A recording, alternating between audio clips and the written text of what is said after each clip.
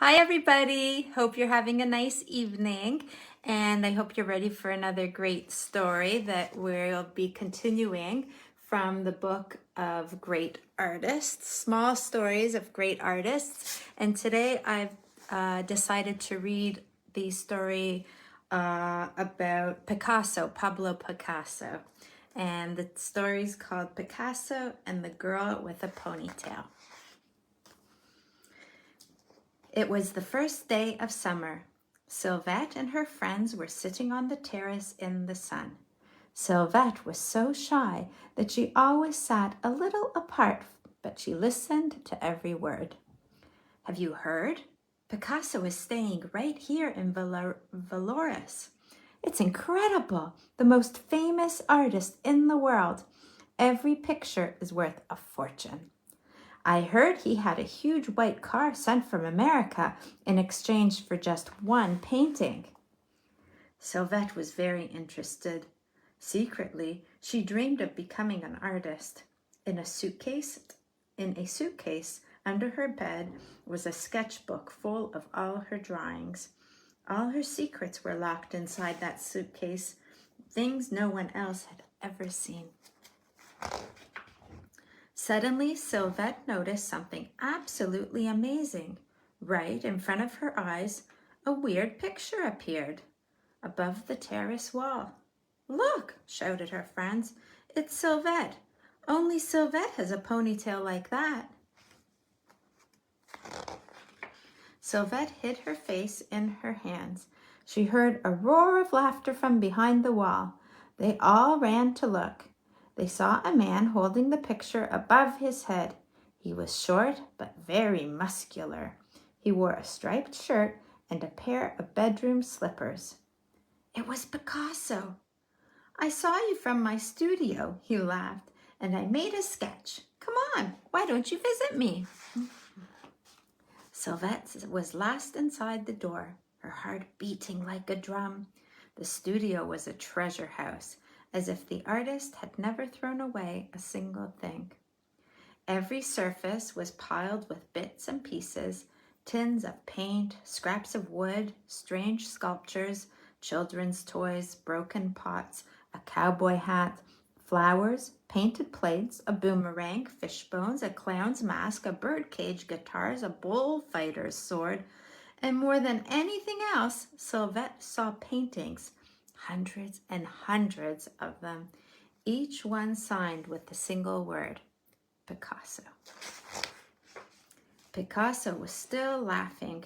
He was 73 years old, but he acted like a young boy. Now then, he shouted, I will draw one person. Who will it be? One of Sylvette's friends stepped forward quickly. She was very beautiful. You can draw me, Mr. Picasso, she said. I will sit for you. Picasso looked at her quite fiercely. No, he said. You saw my picture outside. I have chosen the girl with the ponytail. Sylvette felt a bit sick. She wanted to run straight out of the door. But Picasso was very kind. It's all right, he said gently. You can trust me. Come on, sit down. Sylvette is too shy, teased her friends, and too dreamy as well. That's good, the artist laughed. Then we will get along because Picasso is a dreamer too. Come back another time, he called to Sylvette's friends. Sylvette and I have work to do.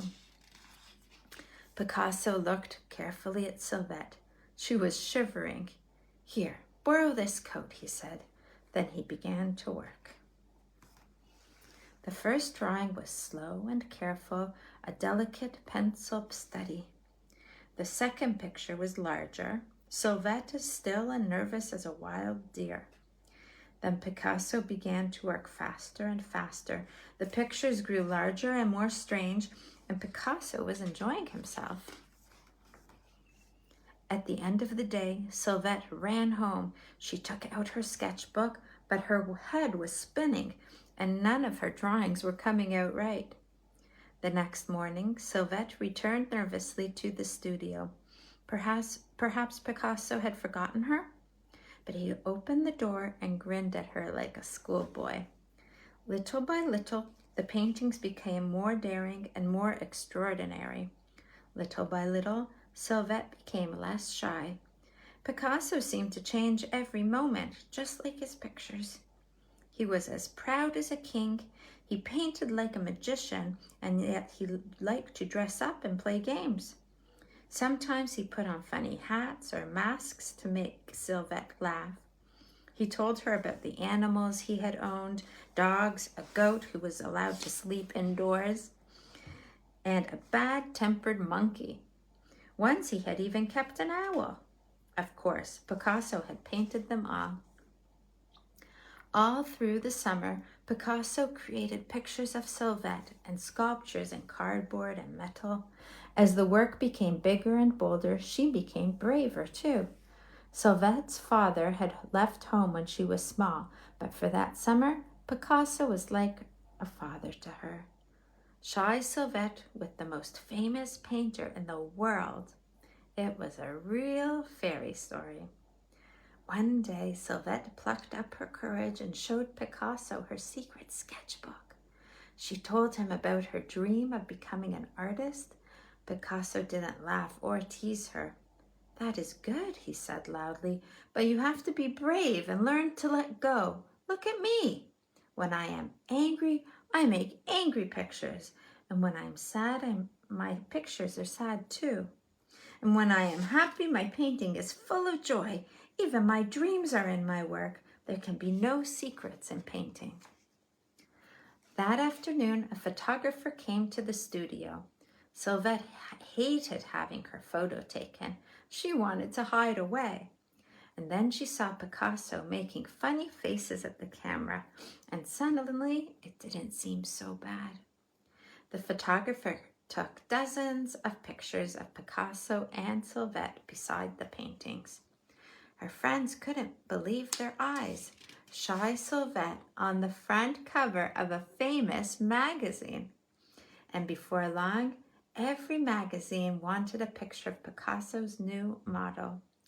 Girls in Paris and London were even copying her hairstyle. All they wanted was a Sylvette ponytail. Sylvette cut out all the photographs and locked them carefully in her suitcase. Sometimes Picasso worked late into the night. Once Sylvette saw him behind the studio in the middle of a pile of garbage, hunting for interesting objects. The richest artist who ever lived makes sculptures from old junk. Sylvette had seen some of them in magazines. A baboon with 2 toy cars for a face, a bull's head made from a bicycle seat, and handlebars. Sylvette loved watching Picasso work. Paintings, sculptures, painted pots poured from him like a volcano. At last, Picasso started a huge sculpture of Sylvette with old pieces of pottery for the arms and legs. It had a long neck and a round back just like hers, but the head was so strange, Sylvette didn't think it looked like her at all. As she watched, Sylvette had a sad feeling that this would be the last time Picasso would use her as his model. Since the day on the terrace, she had been in his work. Soon it would all fade like the summer. While Picasso worked, Sylvette began telling him her secrets. She talked about the time her father had gone away. Sylvette kept a special picture of him in her suitcase, but she had never told anyone how hurt and lonely she had been. Picasso looked up at her with burning black eyes. "It is very hard when people move apart," he said, "but try to remember, with every door that closes, a new door opens." It began to grow dark. As they looked at the sculpture, Sylvette told Picasso a secret she had locked away and tried to forget. She talked about the man who had come to live with her mother, a bully who had treated her so badly she wanted to run away. Picasso looked at her kindly, then he jumped up. "You have given me an idea," he said. "I knew something was missing from the sculpture." Sylvette must hold something in her hand. Picasso began searching through bits and pieces on a table. He tipped out a drawer onto the floor. At last, he found what he wanted. In her hand, Picasso announced, Sylvette holds a key. He pushed a big iron key into the hand of the sculpture. Sylvette looked puzzled. She has a key because she has so many secrets locked away. Picasso fixed the key in place with some plaster, but she also has a key. Listen, Sylvette, to open new doors. Then Picasso reached out his hand, white with plaster, and gently touched Sylvette's face. Look, it is finished, the girl with the key. Now, Sylvette, I would like to give you a present. You may choose any picture you like. Perhaps it will help to open some doors for you. When Sylvette stepped out of Picasso's studio for the last time, she was carrying that very first picture. She held it carefully because the paint on the signature was not quite dry. For Sylvette from Picasso, a beautiful picture of the girl with a ponytail. The end. I hope you enjoyed the story, and I hope you enjoyed learning a little bit about Picasso and Sylvette. Have a great night, and we'll see you again soon. Take care. Bye-bye.